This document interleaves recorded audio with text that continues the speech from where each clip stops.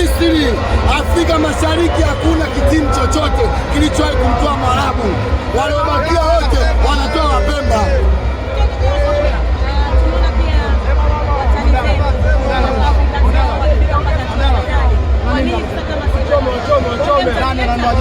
Nisikilize, kuna kitu kimoja kwanza. Leo Simba ameleta ukombozi kwenye nchi.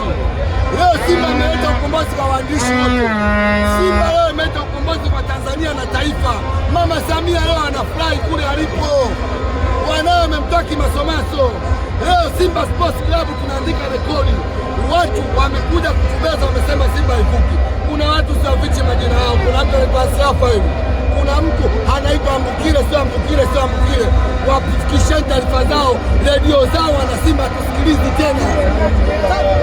Redio zao hatuzisikilizi, wasikilize wenyewe na mabosi zao. Tutasikiliza redio nyingine, sio lazima kusikiliza redio zao. Hatuwezi kusikiliza redio za machao, hatusikilizi. Simba Sports Club leo tumeshikwa na Mungu. Simba tumemwalika Mwamposa, Simba tumemwalika shehe mkuu wa Tanzania. Kwa hiyo shetani hawezi kutia mkono katika mechi yetu. Bwana Yesu asifiwe. Subhanallah. Hii mechi tumemwachia Allah. Subhanallah, jamani, tumemwachia hii mechi.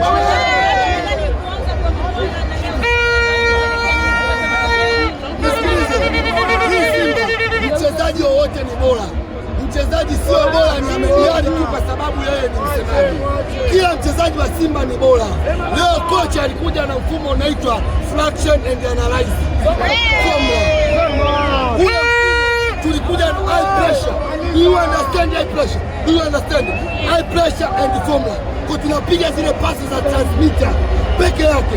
Kocha alikuja leo na elimu kubwa.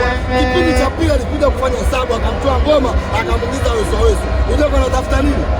Alikuwa anatafuta kuna kitu kinaitwa nini? New performance. Kwa hiyo tunapomwongelea Fado, tunamwongelea kocha mkubwa. Umemwona Mpanzu ana uwezo wa kwenda Madrid na Mbappe akikaa benchi. Ngariba ana uwezo akaenda Madrid na Mbappe akakaa benchi. Kocha wa Al-Masry kipindi tunacheza kwa ugenini alimwita kocha wa Simba, alimwambia huyu Mpanzu ana uwezo kwenda England na akacheza club chochote na namba akapata.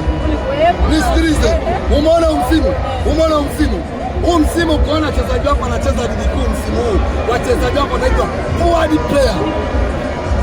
Yaani kipindi hiki wachezaji bora wote wanacheza michuano ya kafu, wachezaji wabovu wote wanacheza ligi kuu. Hauwezi kufananishia eti Pacome na Mpanzu. Pacome ni kapikapi, sio mchezaji.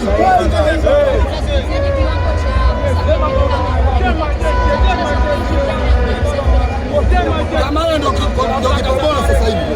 Tunapongelea kipa bora Afrika, tunamwongelea Kamara. Kipa aloficha mikwaju ya penalty katika michuano ya kafu kutoka kwenye robo finali kwenda nusu finali. Ndio kipa bora Kamara. Yaani kimdharau Kamara unatakiwa ule pingu uende Central.